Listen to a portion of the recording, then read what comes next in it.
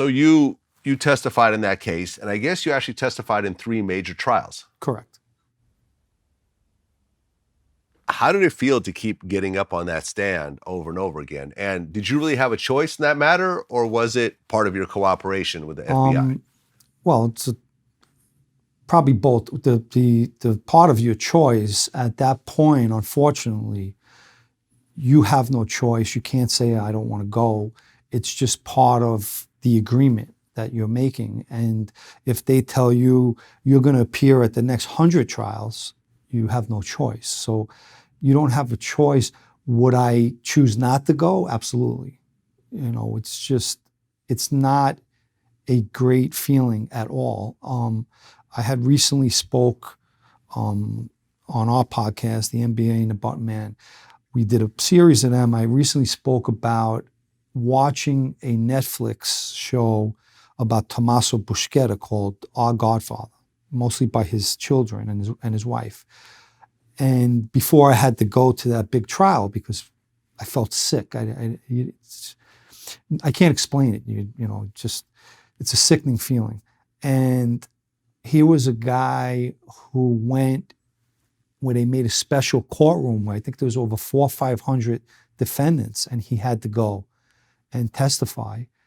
And I watched that, and after that, not that it made it any easier for me, it's just I had to go and get through it. But watching that was a lot, I guess that was a lot more that he had to deal with than myself.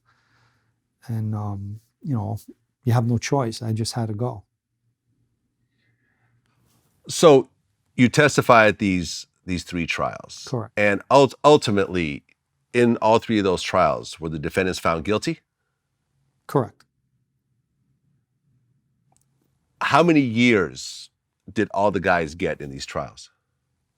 I believe the first guy, which was Bubsy, was offered 8 months and he declined it. I don't know the exact amount of time, but it was a few years, not many, that he wound up getting sentenced to. In the second trial, it was, again, a small amount, maybe, I don't know, 2 or 3 years, something like that. And then the last trial was a big trial, and everybody got life on that trial. How do you feel being involved in a trial that got a bunch of people that you were very close to life in prison? It's not a good feeling. I could tell you that someone even getting a day in prison and you're a part of that, you know, regardless of what they've done to me, you know, it's not a good feeling because I know that feeling myself. I was there. I know what it is. I know what it is to be without your family and to be locked up and subjected to not the greatest treatment.